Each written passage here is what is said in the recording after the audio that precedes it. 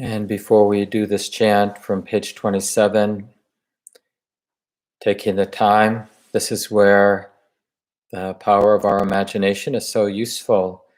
We can use our imagination. We notice the chat on the right side of the screen, so we know there are other beings out there. And we see the number of people who are online with us. Living beings, human beings with sensitive hearts, living their lives, whatever's coming at them in terms of circumstance, joys and sorrows. And somehow, magically almost, we're able to come together like this and sense, in a way, this group of 90 or so folks, maybe more coming, we're just a representation of all of the sensitivity in the world. And so when we do this chant, it's really tapping into this generous way of living where we could try to live from a self-centered point of view, but it's a tight way to live, a stingy way to live. So this chant, it's a traditional chant. It may not kind of align with the way you see the world, but it's coming out of a different culture from a long time ago. But the spirit of it is very beautiful. Somehow, may this life and this practice, the way I'm cultivating a wise and compassionate heart, may it be for the benefit of all beings. So let's do this chant on page 27, and then I'll offer some guided meditation instructions. Now let us chant the verses of sharing and aspiration.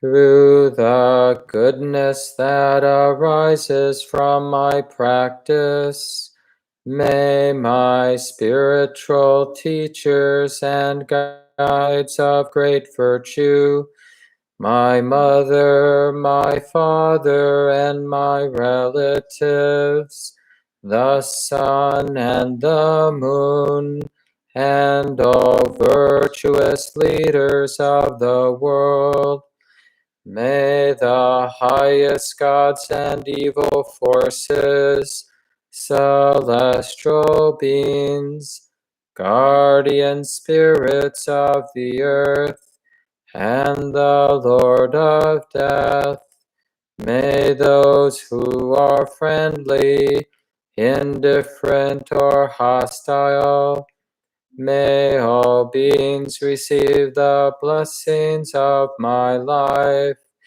May they soon attain the threefold bliss and realize the deathless through the goodness that arises from my practice. And through this act of sharing, may all desires and attachments quickly cease, and all harmful states of mind, until I realize Nibbana in every kind of birth. May I have an upright mind, with mindfulness and wisdom, austerity and vigor. May the forces of delusion not take hold, nor weaken my resolve. The Buddha is my excellent refuge. Unsurpassed is the protection of the Dhamma. The solitary Buddha is my noble guide. The Sangha is my supreme support. Through the supreme power of all these, may darkness and delusion be dispelled.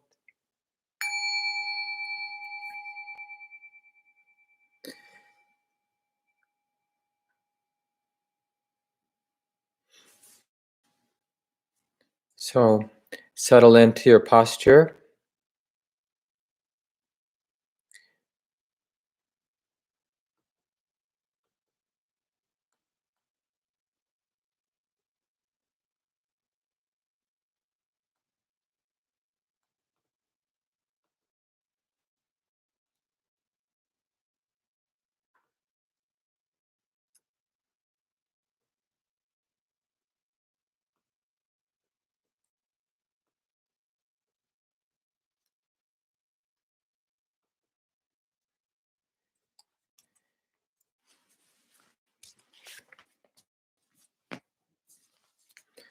Being grateful that we have this time for the meditation,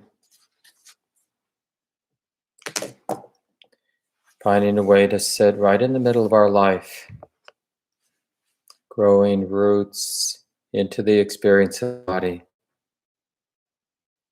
softening, trusting.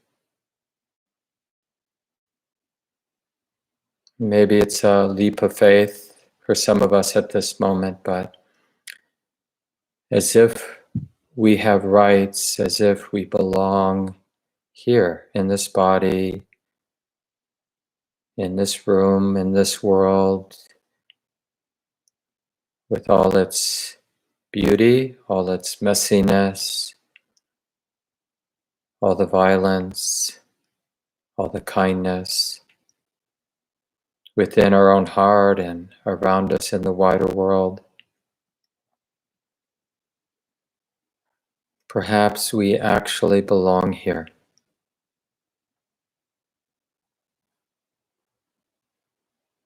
That it's safe right now. We're not thinking of this forever, but we're reflecting right now. It's safe to relax and soften, inhabiting the experience of the body, this great ocean of sensation, the flow of sensation, and relearning how to be undefended. And in the same way, maybe more subtle, this flow of emotion, this flow of feeling in the heart. Whether for you that flow has the flavor of being hard or tight, constricted, and for others that flow might feel more warm and alive and pleasant. But one way or another, all of us right now, we're in the flow of our lives, this flow of bodily and mental activities, never ceasing. And we may think our job is to somehow control or fix the flow of our mind, the flow of our body. Unfortunately, that's our deep habit, to imagine we're in control and need to operate and drive this life this way or that way. But nor is it skillful to think there's nothing we can do and somehow believe we should just give up or let things happen. So this 30 minutes or so, it's really a beautiful, important time we have to learn how to wisely participate or wisely relate to the flow of our life, which is right here. The flow of mental and emotional and physical activities.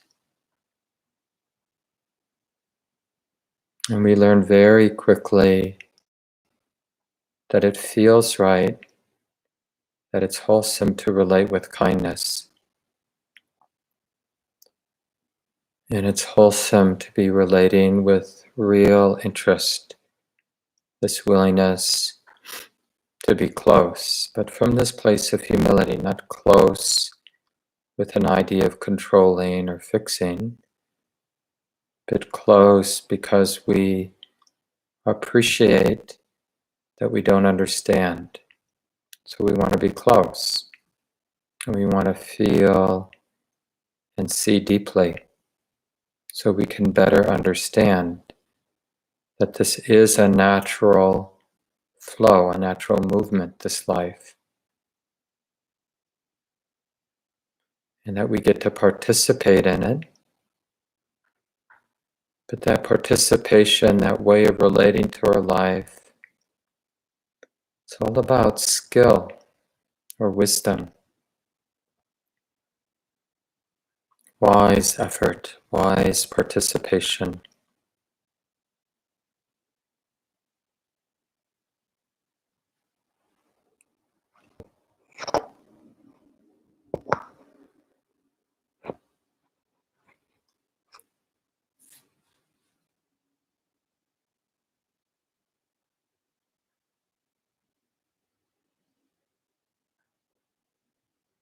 So notice the living, breathing,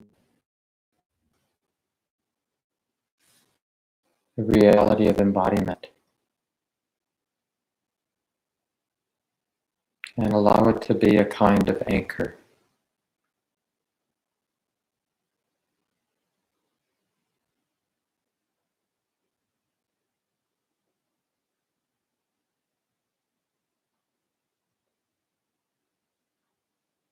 And of course, the body is breathing in and it's breathing out.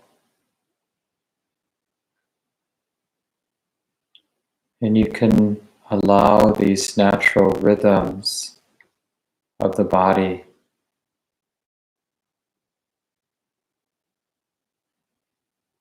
to remind you of this value of being intimate and this value of not needing to control. It's almost like we're learning how to be with the body and the mind as a student instead of the master.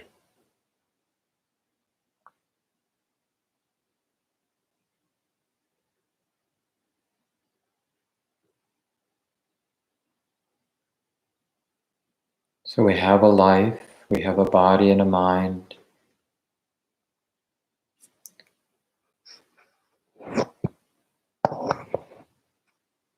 But we realize we don't have the skill to know how to show up yet. So we're willing to learn.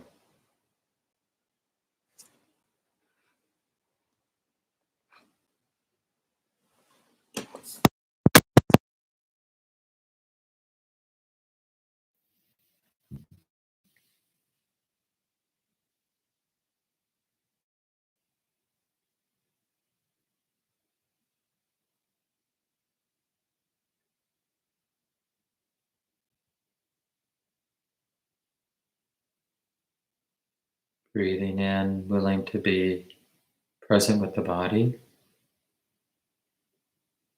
And breathing out, willing to be present with the body.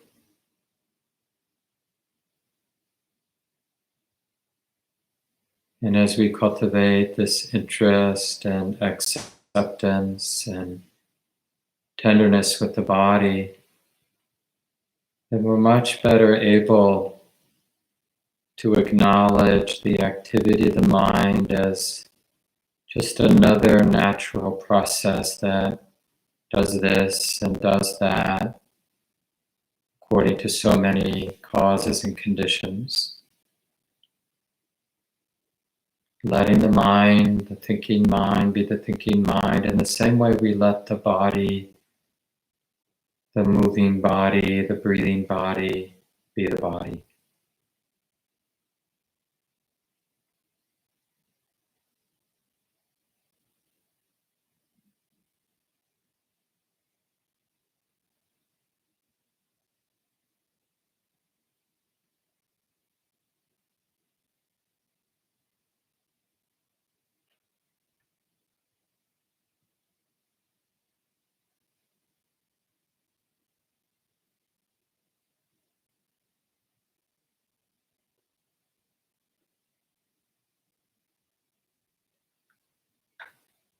So we're learning to rest with humility right in the middle of the swirls and the ebbs and the movement of the mind and the body.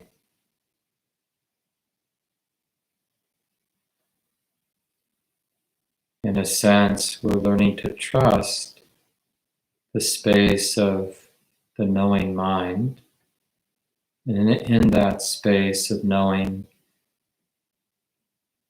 the reality of the body plays itself out, and the reality of the thinking and emoting heart and mind, it plays itself out. So let's continue in silence now for a while.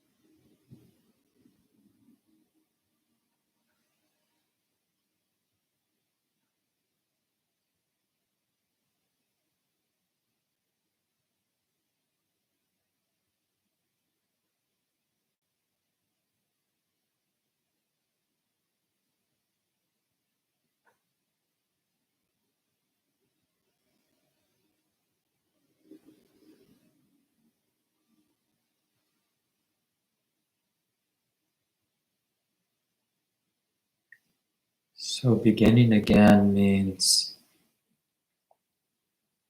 recognizing the value of dropping in to what's already here and now. It's a kind of coming home to the reality of the body or the reality of embodiment.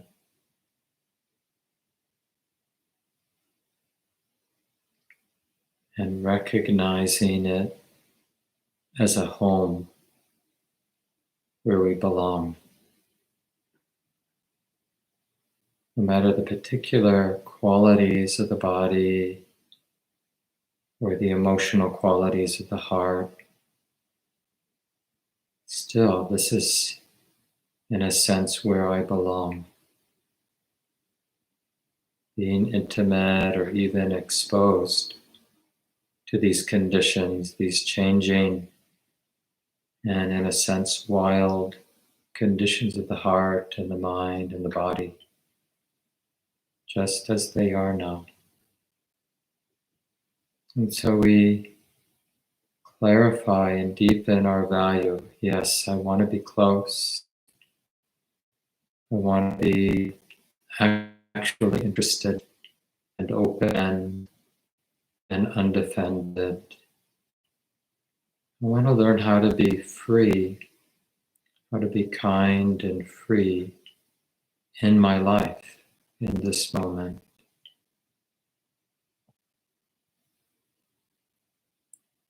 Just this is the working ground of my practice, being here. It's not really more complicated than that. Being here and learning how to be free. And learning when I struggle, that that's not the way.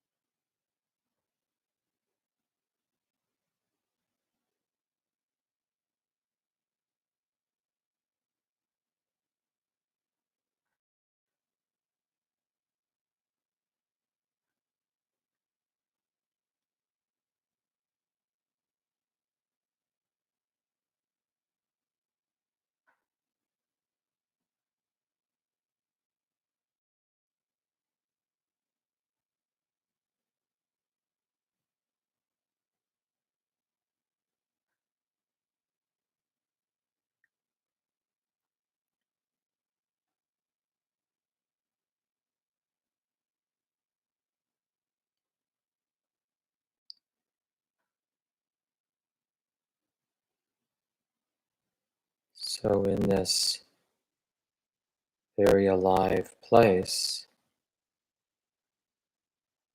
where there's both some stillness,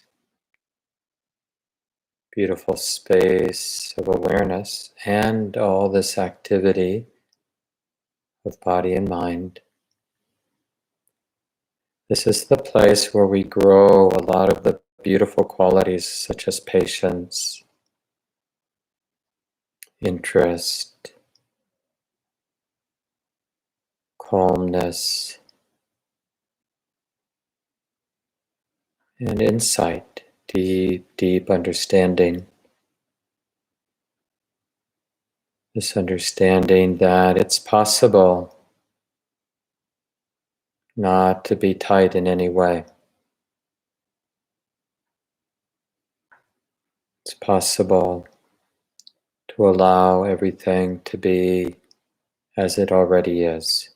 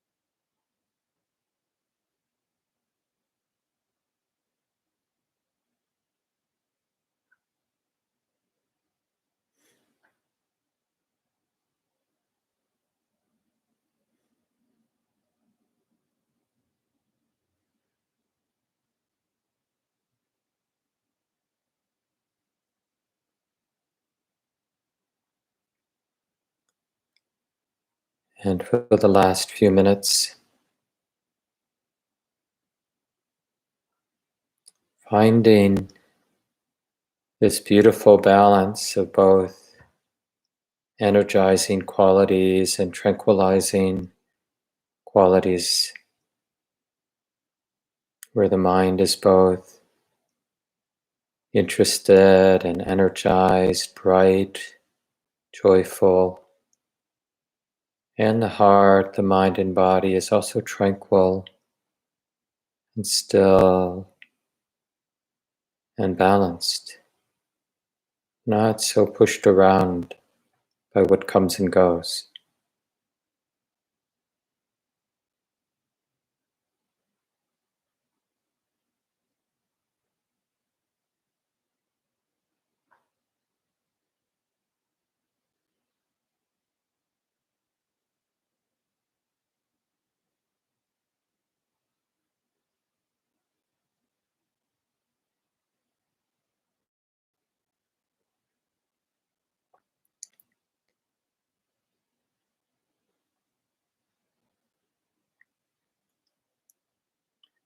When the mind has this beautiful balance, then it sees things as they are. And that clarity is both enlivening and liberating, seeing things as they are. The mind learns how to let go.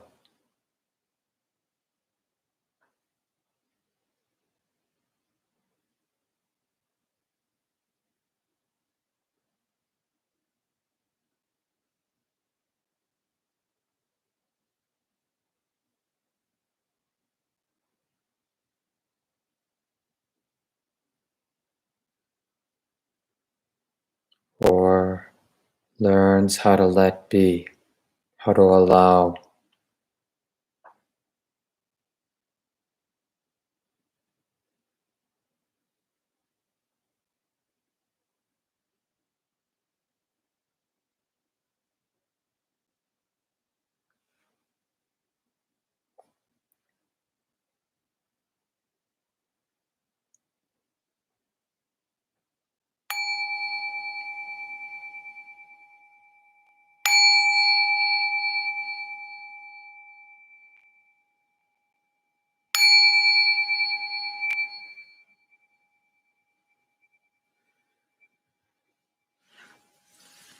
Take a couple moments to adjust the body, stretch, whatever you need to, so you'll be comfortable for the talk.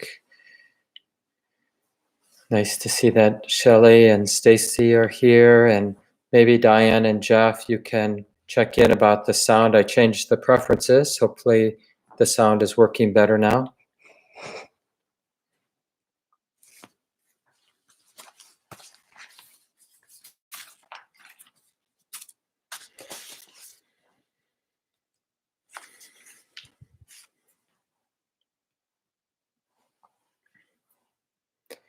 So I think starting in January, I began sharing some reflections on the Buddhist teachings about the path. And here we are some 4 months later, maybe a little bit more, 4.5 months later, and we're wrapping it up.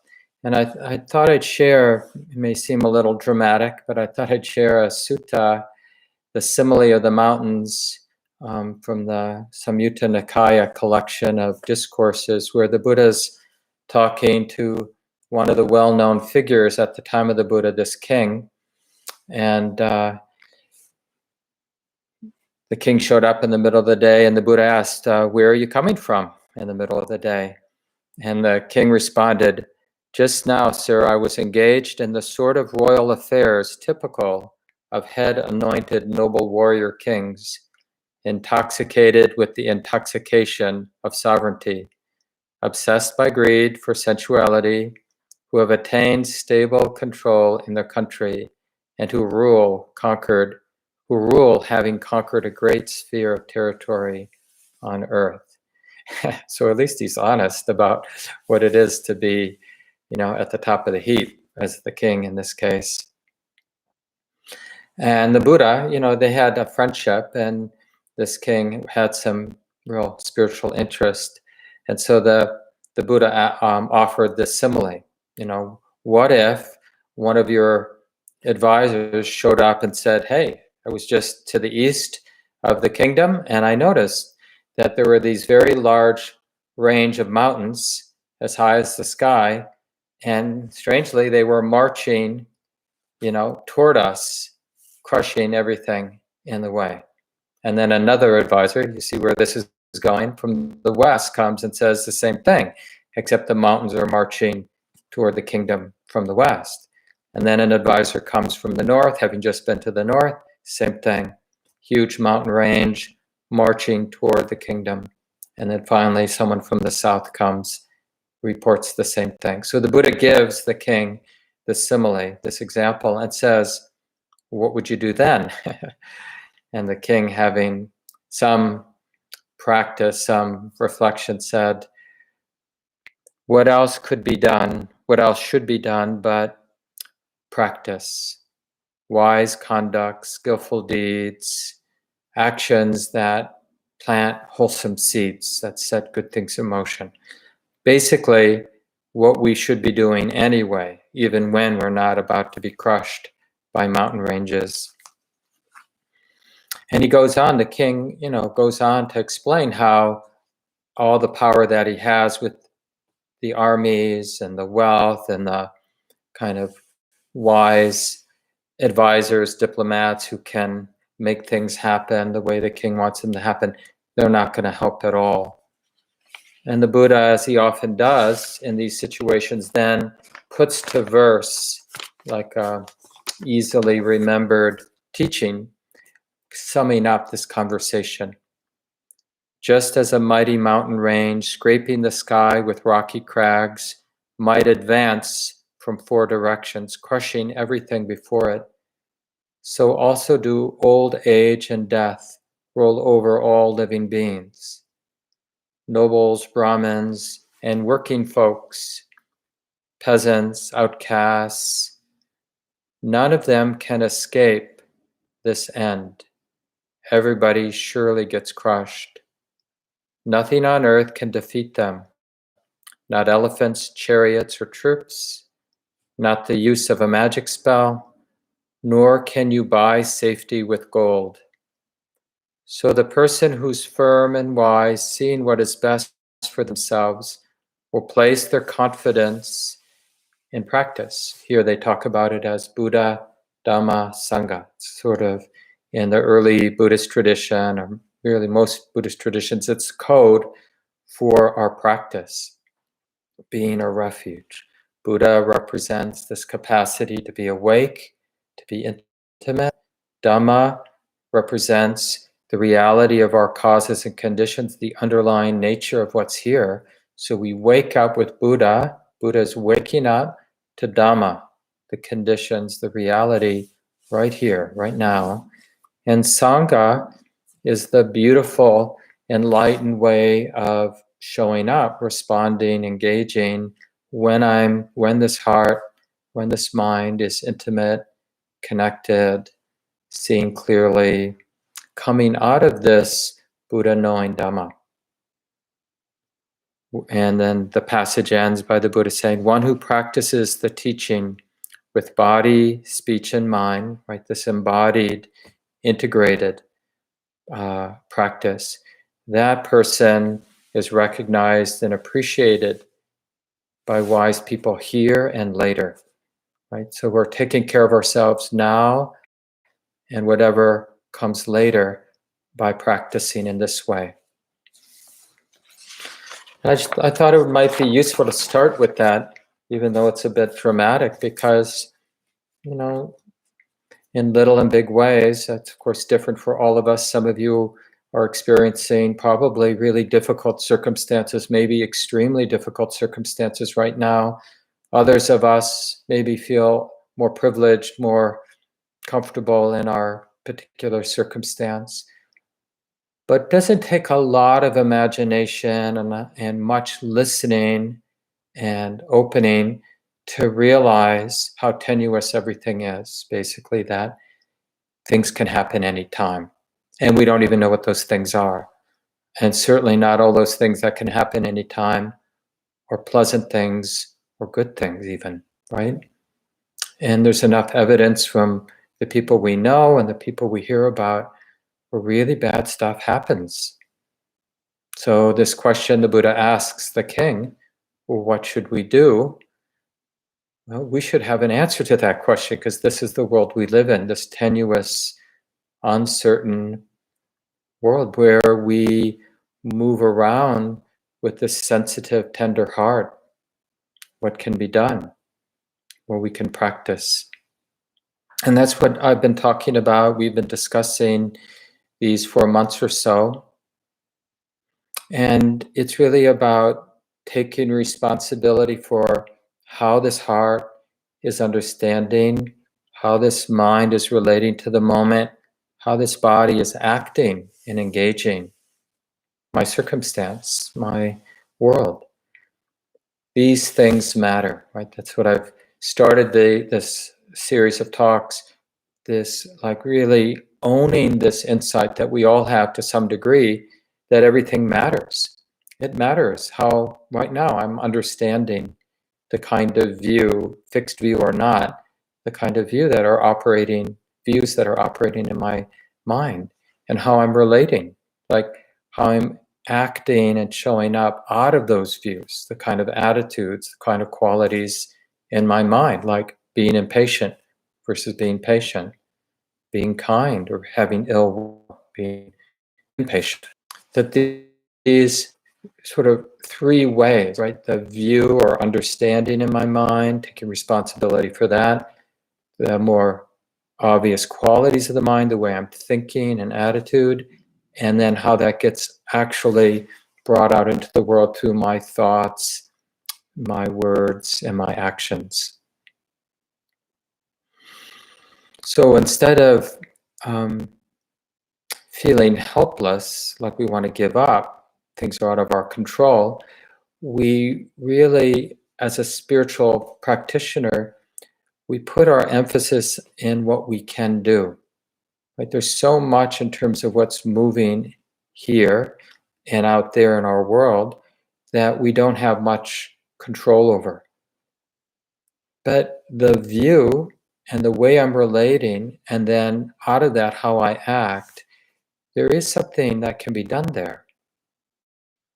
But it requires this basic insight that it matters, because that then triggers wise effort and this humility, like a willingness to be a student in my life, instead of thinking that I'm the master, and then if things don't go well, it's not because I'm not masterful, it's because people aren't doing what they're supposed to do, or the world isn't the way it's supposed to be. But there's such a powerful shift when we realize I have to be a student. I don't know how to be skillful, but I can learn.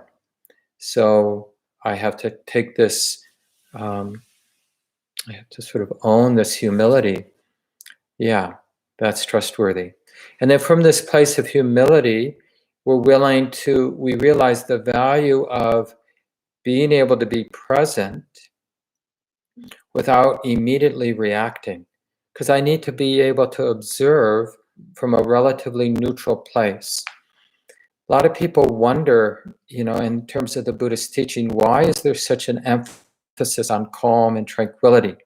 Because it seems, given the nature of the world, that calm and tranquility would be somehow thinking, giving up on the world. Well, I'm just going to be calm and tranquil, and the world is a mess, and that's, I guess, how it is. But actually, the calm and tranquility is the place of being the student. So then, when I have this inner calm, then I can notice all the ways my heart and mind gets triggered by sense experience, all the liking and the disliking, all the ways I want to close down, all the ways I want to hit back. That tranquility provides this non-involved space so that we can observe the mind as a natural process, not the mind theoretically, but my mind, this conditioned heart, this conditioned mind, conditioned by culture. I need to have that basic equanimity to be able to see that the conditioning of this mind, the habit energies of this mind are there. I need to take responsibility for them. And this is the important piece, it's not self, it's nature.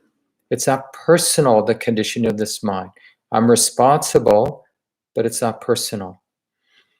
So in terms of learning what's skillful and unskillful, we need to stabilize present moment awareness. It's really hard to understand, to learn how to be more skillful in terms of understanding, in terms of mental qualities like our attitude, in terms of our actions in the world. It's really hard to know what's helpful and unhelpful when we're completely caught up with our fixed views and opinions and habits, and identified with those habits and those views in a way that doesn't create any space for learning. We're just looking to have our fixed views confirmed as being true. We're not actually a student. So the calm and tranquility is the place of being a student, because then the mind, for periods of time at least, can be receptive. And in that receptivity, the mind is still going to get triggered. The habits of the mind, the habits of our actions, the ways of relating, how we take care of our body, how we relate to the body, we'll see it all. Like even in the course of a 30-minute silent sit where we're sitting relatively still. So even in that secluded space of our daily sit, we're going to see all kinds of habit energies getting triggered. We're just in that form of sitting still for 30 minutes, but it's not like nothing happens. I'm sure you've noticed. Everything happens in the space of our daily sitting practice. That's really the point. And then because we've taken up the form of not moving much during the 30-minute daily sit, or 30 or 60 minutes or 10 minutes, whatever you can arrange in your life, because we have that form, it just supports that balanced present moment awareness, seeing all that internal activity, all the triggering, all the doubt, all the dullness, all the agitation, all the wanting, all the hating, playing itself out. And little by little, the student, that receptive, open, non-judging awareness, becomes wiser. It's not even trying to become wise. It's just there in that receptive, humble place, and learning happens. Learning cannot not happen when the mind is in that open, clear, non-judging, receptive place. It's like a really pure way of collecting data. Now, we want to basically be doing the same thing all day long. It's just that the formal time we set aside for meditation practice, we just have more optimal conditions because we've made this resolve to sit in a relaxed and relatively still way. So it just makes it easier to notice the mind getting triggered, because it helps to sustain that sense of tranquility and calm and non-judging, receptive, present moment awareness. And then what does that learning reveal? Right? And I mentioned this early on because it really goes hand in hand with that initial insight that it matters. The way the Buddha distilled from his own life, and we just confirm it in our lives with our study of our heart and mind and body, these three, you could call them intentions, or these skillful intentions that come out of, that are distilled from collecting all that data. And the first one the Buddha names is stinginess, greediness is not the way. I've observed greed and stinginess, discontent, right? I've observed that habit energy of my heart being triggered so many times in my sits and in my daily lives. I see clearly now where that leads. I know that is not in the direction of freedom that I'm interested in. And I've also, less often, observed non-greed, generosity, contentment, renunciation. I've seen these qualities in the mind getting activated at times. I've seen where they lead. I've learned to really trust them. Like, oh yeah, that feels good.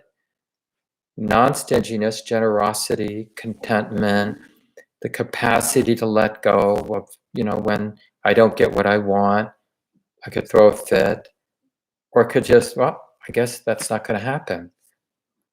It's raining today here in Minneapolis. So we had sun, but today it's raining. If I had expectations for a nice spring day, I could get all worked up, or I could renounce the need for sunshine today. And that feels so good. It's like, oh, I don't have to be dependent on sunshine. So this valuing of renunciation and generosity and contentment just is a distillation of that data.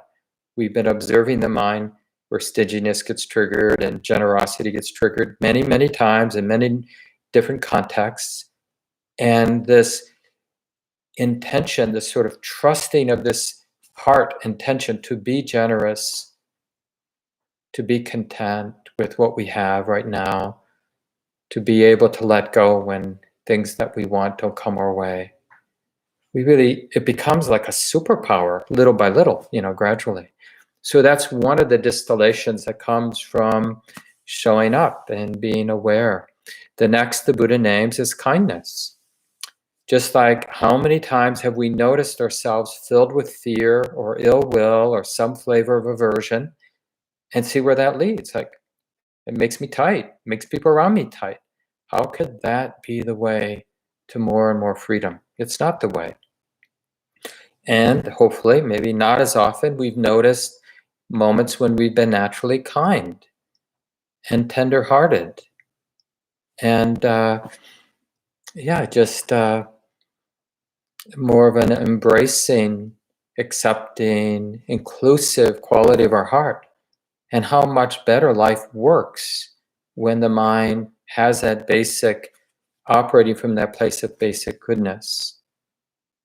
Yes, this too, this moment, these conditions, this person, not necessarily what I would have chosen, but it's here and now.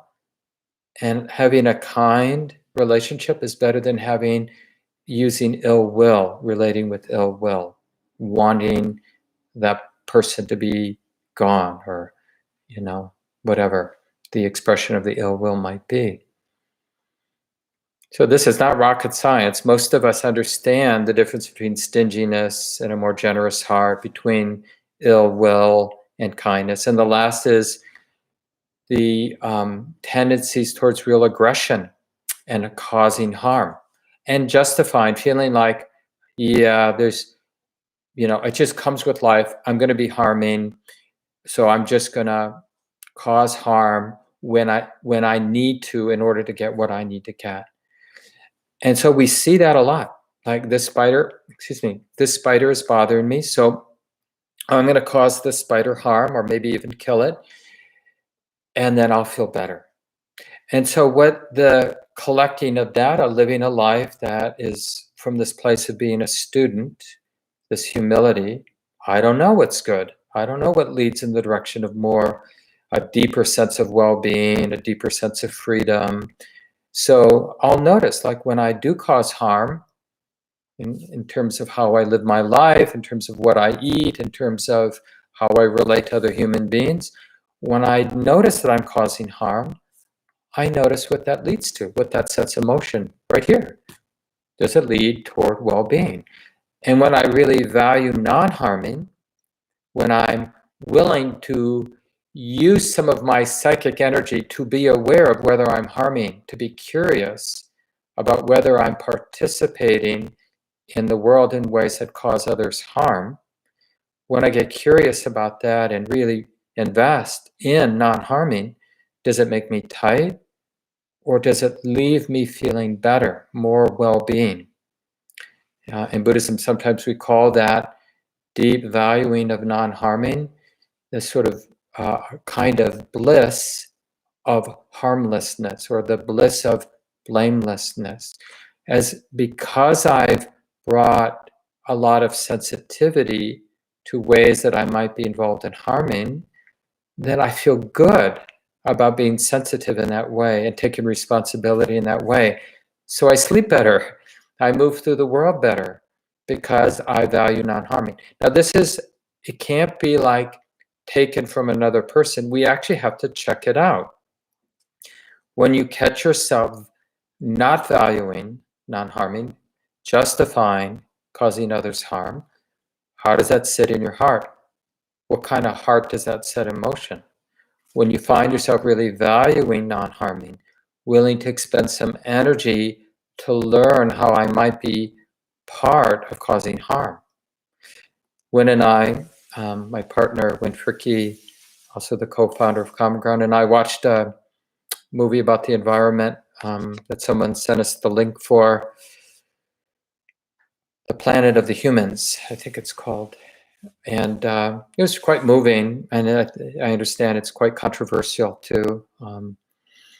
But anyway, just it really, for me, like a lot of these movies about the climate crisis, and I mentioned last week, the videotape of the person in Georgia being killed, maybe murdered. Certainly looks that way from the evidence at hand, jogging through a neighborhood, and a black man. When we hear about these things, the sort of racial injustice and the environmental crisis, or any number of other kinds of injustices that we might be exposed to, little or big, close at hand or far away, the question is, how do we show up to those experiences? And how can they be the ground for cultivating these three wholesome intentions of letting go, renunciation, generosity, kindness, and a deepening commitment, like a resolve, like a pouring of our heart towards non-harming. And realizing we don't necessarily know how we're part of harming. So it really begs this, it sort of supports more of this humility, a greater willingness to be a student in my life, to be willing to listen with humility, with non-judgment. And we value this sensitive heart, which really, this is what we mean by wise, mindful awareness, right? Like, this is what we trust. This is the Buddha knowing Dhamma. We can't directly do the Sangha, this sort of enlightened activity, the skillful activity in the world. But what we can do is value this place of being an open student, a humble student of Buddha knowing Dhamma. And I wanted to end, and I'll pick it up a little bit next week when I talk a little bit more about action in the world. But I wanted to end then with how these three intentions of renunciation or generosity, kindness, and compassion really, because they lead to our well-being. It's not like later they lead to well-being. We start to feel better immediately when we're engaging the world with generosity, kindness, and this deep commitment to non-harming. Our life just starts to feel and work better, not later. Like the Buddha says, it's good in the beginning, in the middle, and the end. And that really is a kind of stabilizing of our life. So this allows for a deep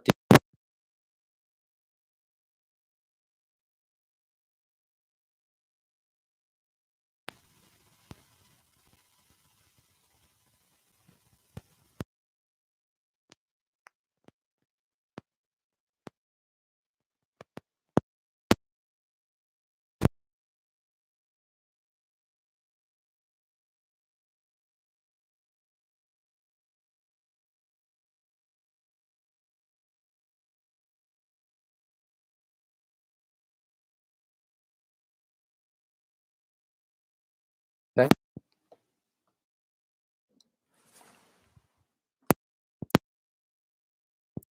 Testing 1, 2, 3. Testing 1, 2, 3. How's it now? Good. Okay. I'm not sure what happened, but assuming that we can continue. So I was just mentioning this, in later Buddhist traditions, it's quite elaborate, how insight, how understanding deepens. But at the time of the Buddha, it was very simple how he talked about it.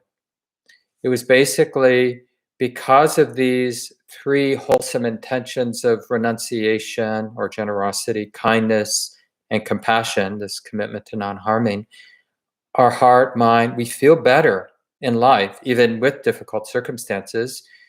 So regardless of where we are located in the world, in culture, if we cultivate through being a good student these three wholesome intentions, our life stabilizes. When our life stabilizes, we see the underlying nature, that things are changing.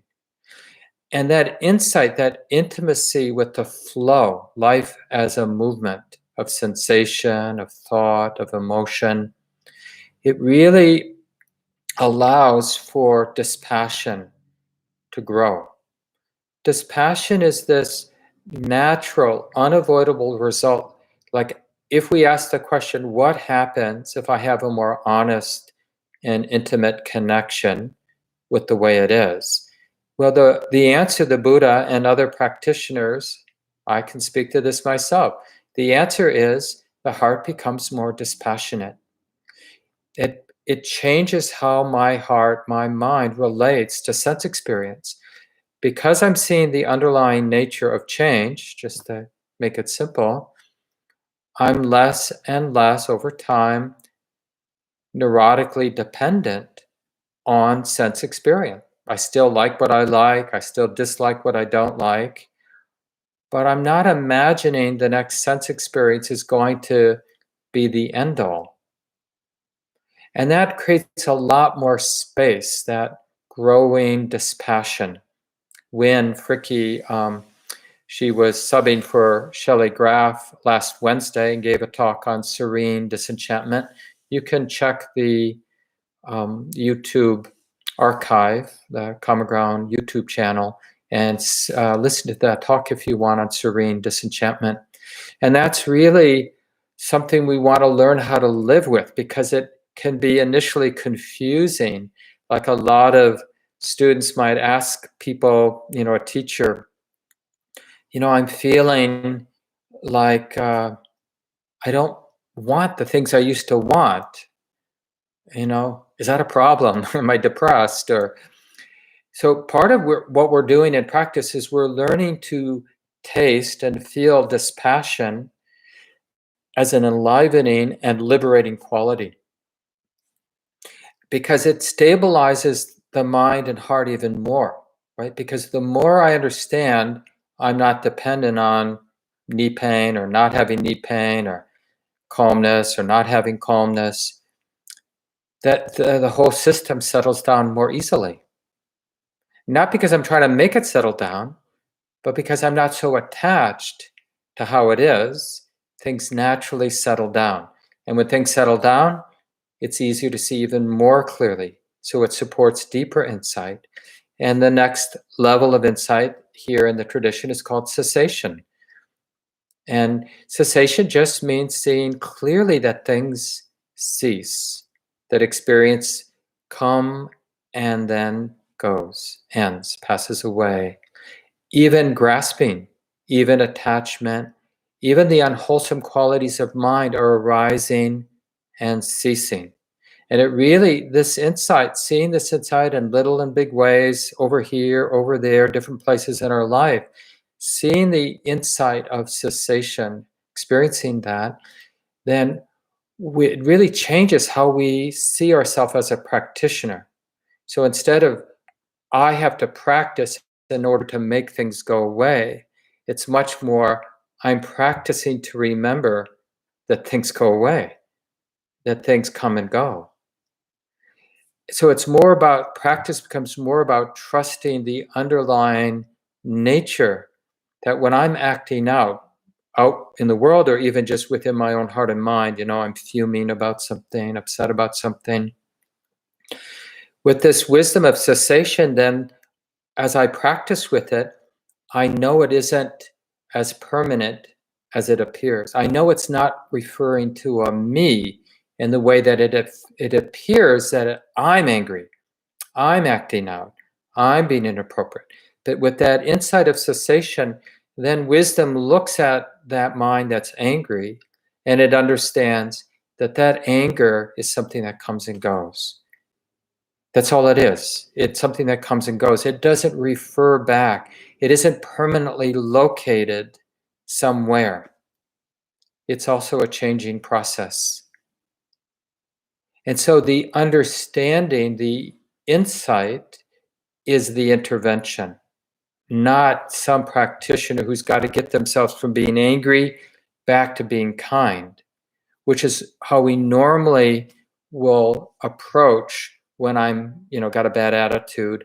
I think I'm over here with a bad attitude, and I got to get myself back to this place of having a good attitude.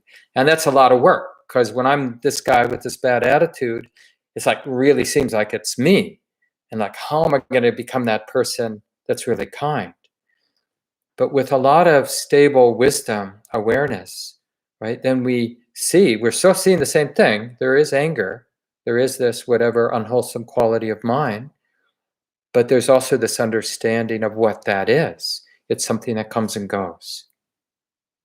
So all self-centered, all neurotic patterns, then there's less fear. There's less neurotic fear about being neurotic and angry and greedy and lustful and hopeless and despairing, because wisdom awareness sees that for what it actually is, a mental pattern that comes and goes, that flows, that has causes and conditions behind it, but doesn't refer back.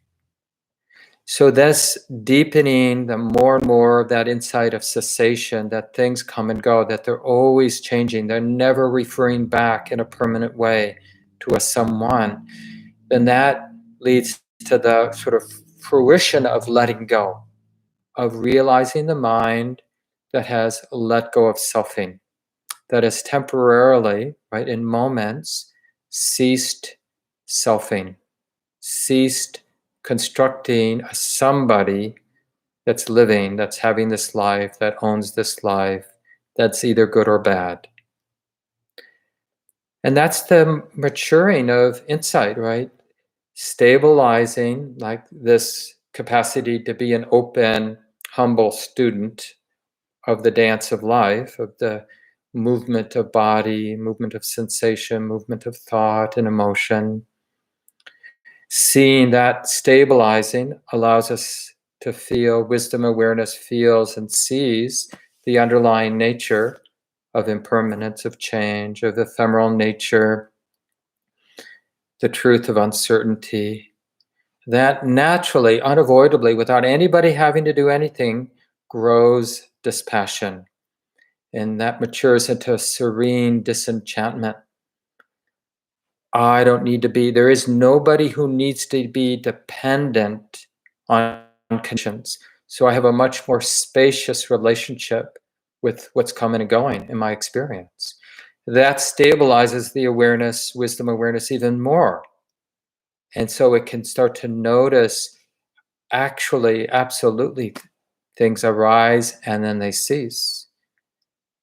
And that really transforms the nature of being the practitioner from somebody who's got to become wise, become skillful, to somebody who is remembering the way it is, keeping wisdom in mind, keeping understanding in mind, really not forgetting the way it is, trusting the way that it is. That's sort of the deeper role, you could say, of the practitioner as insight deepens, is keeping this insight in mind as I'm living, whether I'm in a sit or engaged with my partner or doing the work of my life, keeping that deeper understanding in mind. Oh, as Ajahn Sumedho, one of our teachers in this early Buddhist lineage, says, everything comes and goes and is not self. So what I'd like to do next week is use this article that I asked Gabe Keller-Flores to put in the weekly email, so you can get it there. It's from Joanna Macy, a really wonderful teacher. And what I find so remarkable is they wrote this article in 1993, so almost 30 years ago. And it's really exactly what we need to hear today. So I don't know if that's depressing or optimistic, but here it is. And Joanna is, besides being a Buddhist teacher, is a long-time activist, especially an environmental activist for many, many decades. And starts the article just talking about how it might appear hopeless. And then she talks about how she takes refuge. And the reason I want to start sharing it and then come back to it next week is she's really talking about how that deepening of insight that I just described doesn't leave someone disconnected. It's actually what helped someone to be connected and to respond from that place. And that's the Sangha piece of the refuge. Buddha is intimate with Dhamma the way it is, and that allows for wise, fearless, compassionate action in the world. So here's a paragraph. I'd also like to reflect on some things that have helped me act for Earth. What do we have going for us? I've come to realize that we have a lot going for us. First, it helps to remember your true nature. Action is not something you do, it's something you are. In other words, you are not a noun, you're a verb. That is our true nature. In the old paradigm, the substantialist view of the world, Rocks, atoms, molecules, trees, people, nation states were seen as separate entities. And what happens between them in terms of interchanges, communications, messages, relationships was considered less real because you can't see it or weigh it or touch it.